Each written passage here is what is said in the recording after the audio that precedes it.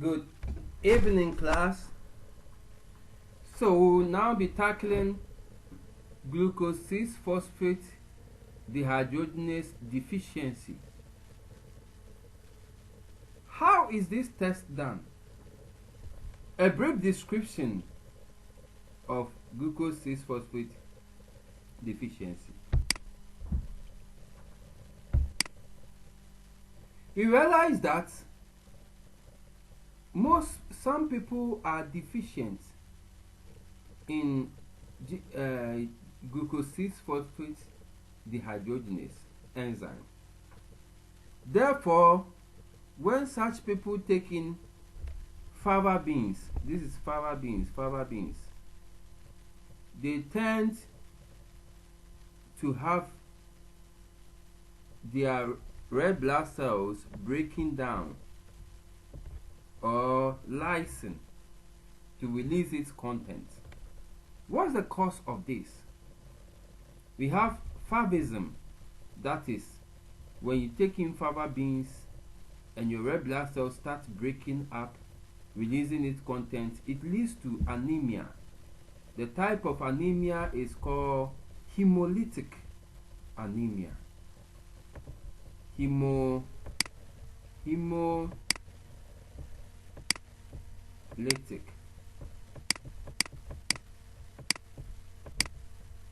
anemia. Anemia is what? When your hemoglobin concentration is lower than the reference range. And hem, whenever you hear hem means what? Or heme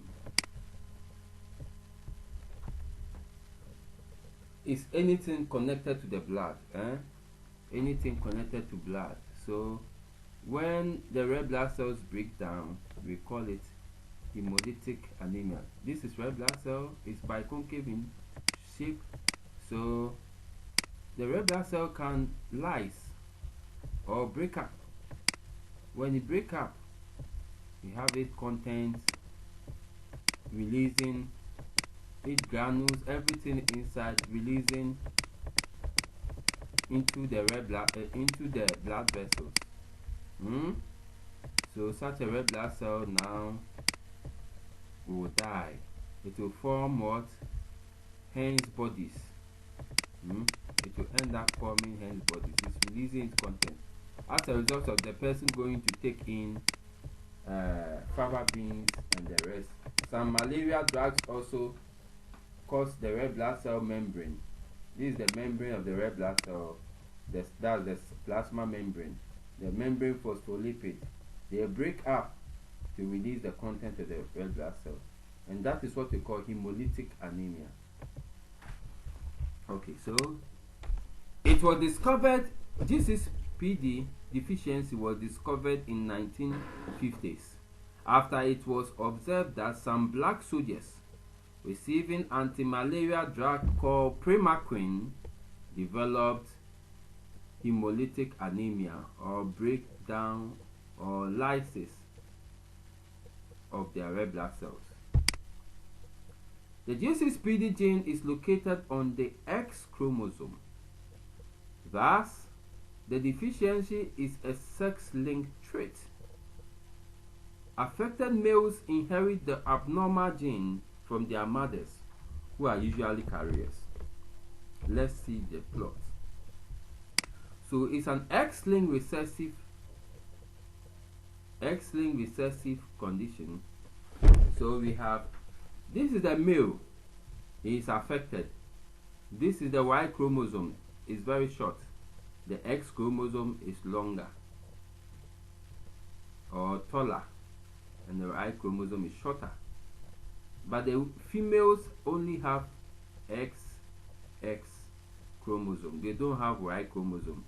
So the chromosomes, the X and the Y, a man has Y and X chromosome, whilst a female or the opposite sex female has X and X chromosome alone. So if you want to deliver a baby boy, your baby boy will be having Y and X chromosome. whilst your baby girl will always have X chromosome. So let's see. The condition is on the X chromosome. It's a gene mutation on the X chromosome. So when you plot this X chromosome against one X, give us what? XX. This X chromosome against another X will give us what? Another X. But this X chromosome is affected, so it will give us, it will bond to an unaffected X chromosome for us to get what? Carrier. Then affected chromosome will join or pair with what? An unaffected chromosome. So we have another carrier. Carrier is somebody who has a gene causing the disease, but it is heterozygote. So the gene does not have power over that person. It's like somebody who is a carrier for sickle cell. They don't have the sickle cell disease, they just have the trait, but the phenotypic expression or the disease is not there. So they are carrier, and they don't even get malaria because the malaria parasite cannot live in the sickling environment. They don't have any hemolytic tendencies or breakdown of their red blood cells. Now, let's take the mother. Okay, so let's take the Y. The Y will also bond to X, one of the unaffected X. The Y is not affected. There is no red or mutated gene on the Y chromosome. So the Y will bond to one of the X. We have what? Unaffected son, XY. Like I said, every son has Y chromosome and X chromosome. Another son, Y will bond to another unaffected X, and the Y is not also affected, so we have unaffected son. But if the woman is the carrier mother, if the mother is a carrier, one of the X is affected and another X is not affected, but the father is normal, is not affected by any gene mutation for G6PD, then the mother's one, the affected X will join to unaffected X to produce a girl who does not have a problem. I said the affected X will join to an unaffected X to give what? A carrier lady. Then the affected X will join to unaffected Y and to give what? Affected son. Unaffected X will join to unaffected X to give unaffected daughter. Unaffected X will join to unaffected Y to give unaffected son. So you realize that if the father is affected, the two daughters become carriers, but the sons are not affected. The same way, if your mother has a mutation or a sickness, which is a genetic disorder, maybe diabetes or any sickness at all, the mother will always give it to any of the sons, but she will never give it to the daughter. The daughter will be carrier, but the sons will be having the sickness. So that is why God has made it in such a way that fathers love their daughters more than their sons. So when they are even sick, they pass on the sickness to their daughters. Whereas mothers love their sons, so when they are even sick, they give the sickness to their sons. Any of their sons who is not lucky will get the sickness. So how is hemolytic anemia triggered in G6PD deficiency? It is triggered by bacteria or viral infections, as well as by certain drugs such as anti-malaria drugs like quinine, chloroquine.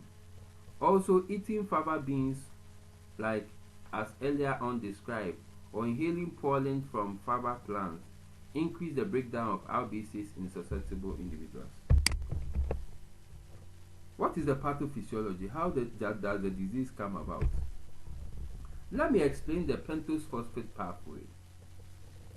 It begins with glucose 6-phosphate being reduced that means we take two hydrogens out of this glucose 6-phosphate to form 6-phosphogluconate, catalyzed by the enzyme glucose 6-phosphate dehydrogenase.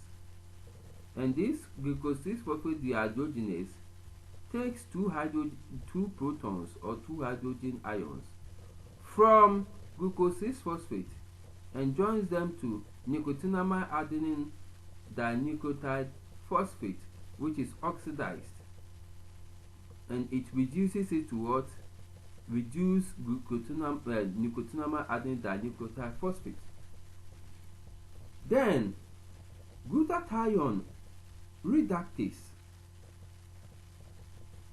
Glutathione, like I said, is a natural antioxidant in the human body. Glutathione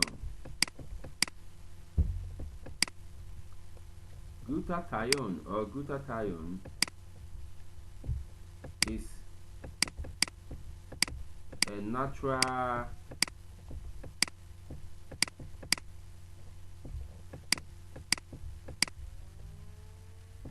antioxidant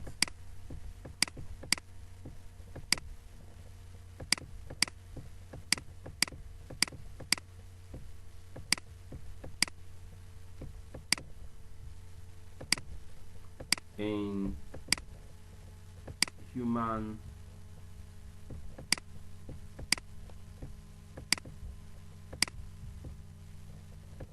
human body. So it scavenges free radicals, or it mops up free radicals from the body. So let's see. So glutathione reductase is an enzyme that using flavin adenine dinucleotide, which is a coenzyme, glutathione reductase catalyzes the oxidation of reduced glutathione. This glutathione is a sulfhydryl compound. So reduced glutathione is oxidized glutathione is reduced to two molecules of what? Reduced glutathione.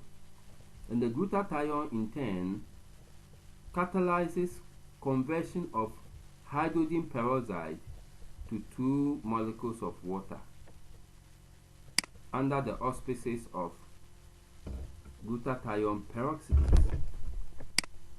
Then the reaction continues from glucose 6-phosphogluconate to ribose 5-phosphate with the production of NADPH plus H+.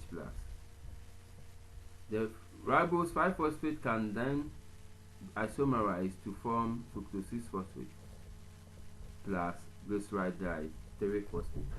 This is a summarized pentose phosphate pathway. It is also called hexose monophosphate shunt. It is also called what? Pentose phosphate pathway is also called PPP, or pentose phosphate pathway is also called hexose. Hexose means what? 6 carbon sugar. Monophosphate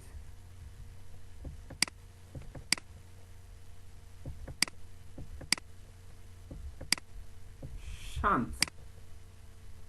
So we are shunting or passing 6 carbon sugar through this pathway.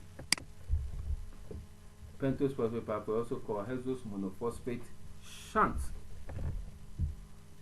So the end results of, if hydrogen peroxide, which is in the blood or in the body, is not broken down or reduced to form water, we will end up having hydrogen peroxide accumulating in the body or in the blood, causing peroxidation of red blood cell membrane lipid, leading to increasing membrane fragility, and hemolysis.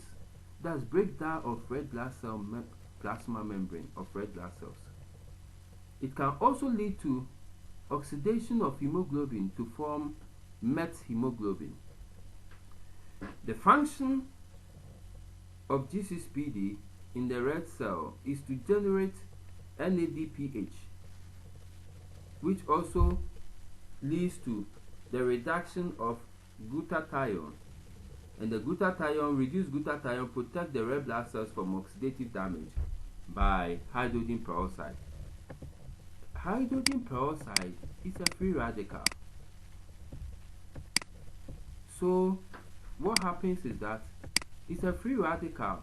If it is not being transformed in the body, it will lead to what? Breakdown. It will injure the red blood cells and cause their membrane to break to release its hemoglobin and other contents. So what happens is that hydrogen peroxide is bonded to what? Reduced glutathione brings its two protons and joins them to hydrogen peroxide to form water plus water. This is because hydrogen peroxide, these ones are what? The hydrogens are 4, oxygens are 2. Here hydrogens are 4, oxygens are 2. So the equation is balanced. So water is harmless. But if this hydrogen peroxide rather remains in the blood, it will cause red blood cells to hemolyze. So red blood cells will now break to release their contents into the cytoplasm or into the blood.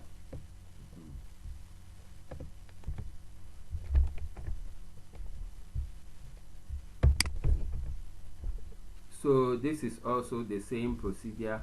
G6PD reduces oxidized NADP to reduce NADP, which is responsible for reducing glutathione, which fights to prevent red blood cells from being broken down or damaged. Hemoglobin is then oxidized to methemoglobin. That is in cases of oxidative stress. Heme is liberated from globin, and globin denatures, producing Hence bodies. So when there is a rupture of the red blood cell like here, then the globins will now produce Hence bodies, and Hence bodies will attach to the plasma membrane of the red blood cells. Hence bodies attach to membranes of hydroxyl groups, inducing cell rigidity. At this point, red cells can no longer traverse the splenic microcirculation, hence lysis occurs. The meaning of this is that red blood cells are broken down in about 120 days. The age and their highest lifespan is 120 days. So after 120 days, the reticuloendothelial system takes the red blood cells up and destroys them in the spleen. So if red blood cells are broken down before they are 120 days old, then they are not able to go through the splenic microcirculation for them to be broken down properly, for the iron in them to be recycled. So they die prematurely. World Health Organization classifies G6PD genetic variants as class 1, severe deficiency, meaning less than 10% activity, with chronic non-spherocytic or hemolytic anemia. Non-spherocytic is the same as hemolytic anemia. Class 2, severe deficiency, also less than 10% activity, with intermittent hemolysis. Mild deficiency, 10 to 60% activity, hemolysis with stresses. Most of the people in Ghana and other places, they fall in this class 3 group because stresses or things that cause hemolytic tendencies, like the anti-malaria drugs like quinine and the rest, fava beans and the rest. If they don't come into contact with it, they will not get hemolytic, they will not get hemolysis of the red blood cells, unless the stresses or things that cause the woman or the man to have hemolytic anemia are available. Class 4, non-deficient variants, no clinical sequel or no clinical evidence. Increased enzyme activity, no clinical evidence. So class 4 and class 5 are safe, because if you have G6PD, and we measure your blood sample and you have a high enzyme activity, for instance, if you have high enzyme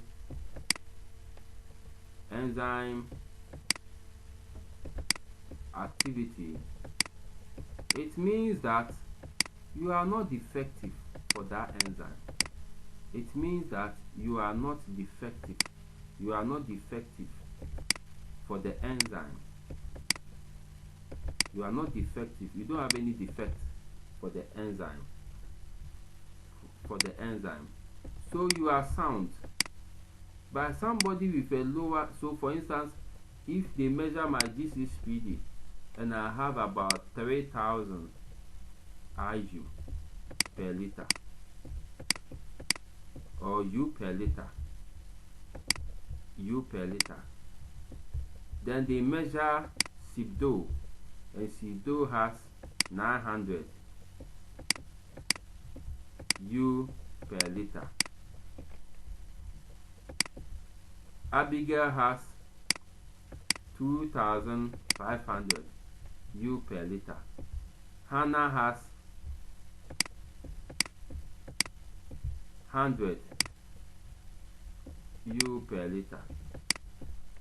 International unit per liter. It means that me, I am normal. Abigail is normal. Sibdo and the wife are having low enzyme activity,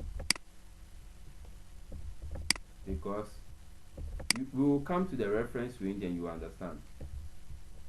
So Sibdo and the wife, their enzyme, when we measured, the concentration is too low, 100 and 900, too low. Compared 3,000, 2,500 to 900 and 100, it's too low.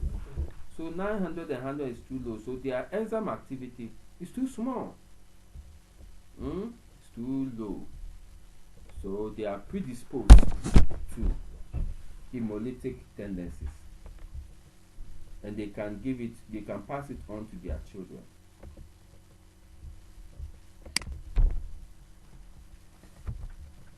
So this is the classification. This is pretty normal.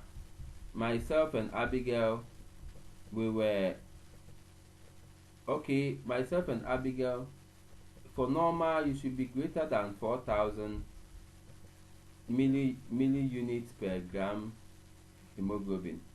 So greater than 4,000. But if you are partial defect, then you should be between 1,000 and 3,999. So me and Abigail were partial defect. We were intermediate. So our condition is also serious, but not serious like Sibdo and the wife Hannah, whose concentration, enzyme activity or enzyme concentration was 1,000 milli-units per gram hemoglobin. So if you have G6PD deficiency, what are the symptoms that you elicit? You will look pale, meaning that you've lost a lot of blood. So your conjunctiva, your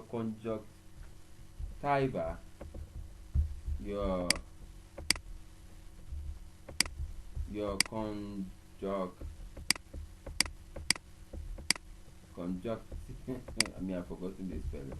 conjunctiva will be pale.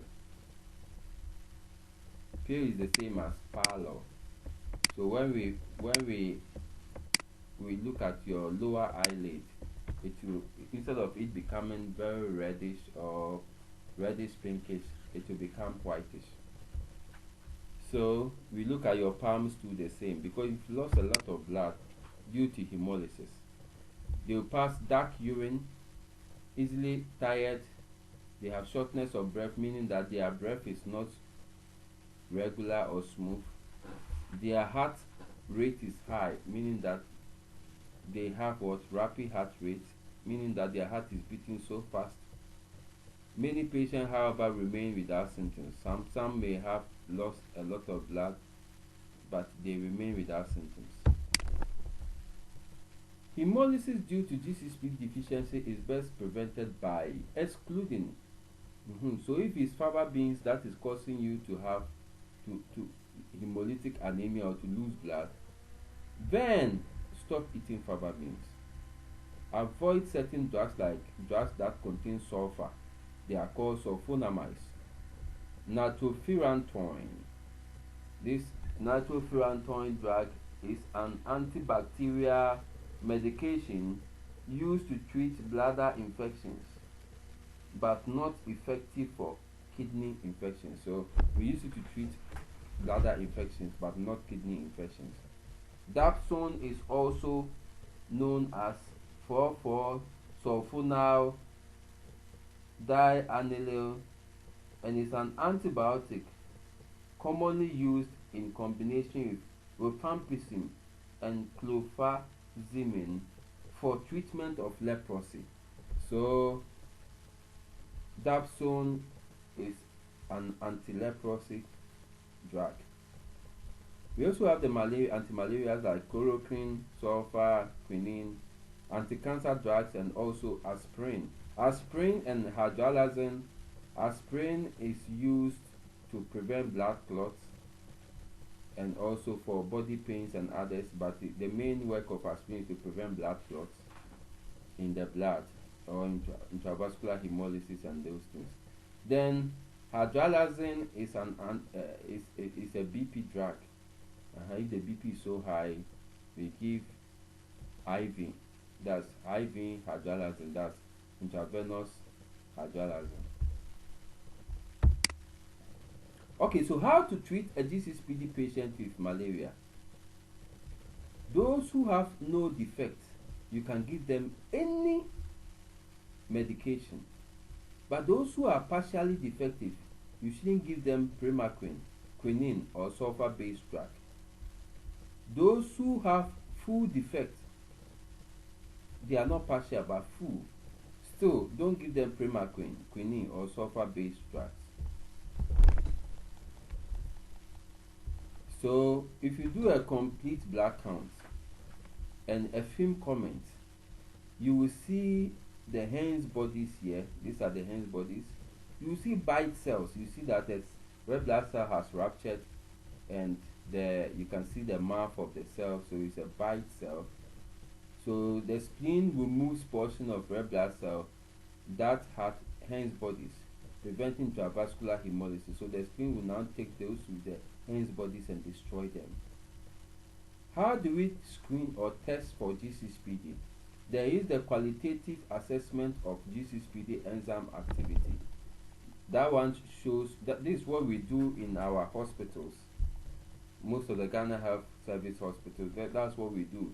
Also in the private lab, like my laboratory, we do the qualitative one. The qualitative one, we look at the colors. So let's go through. So there is also the confirmatory test. That one looks at what? Quantitative measurement of G6PD enzyme activity. And this one is done at MDS Lancet or Medilab. Molecular test, we look at this is a gene, G6PD gene, that produces glucose-6-phosphate dehydrogenase enzyme. So if this gene is mutated, then the enzyme protein, that glucose-6-phosphate dehydrogenase, which is an enzyme, will not be produced, or it will be produced in small quantities.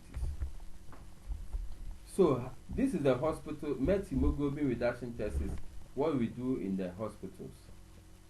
The methemoglobin reduction test is one of the simpler and less expensive tests to screen for G6PD deficiency. It is the traditional one used in the laboratory of most health facilities.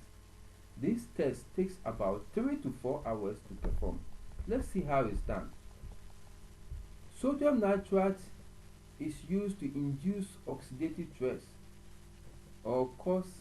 oxidative stress by converting hemoglobin to methemoglobin.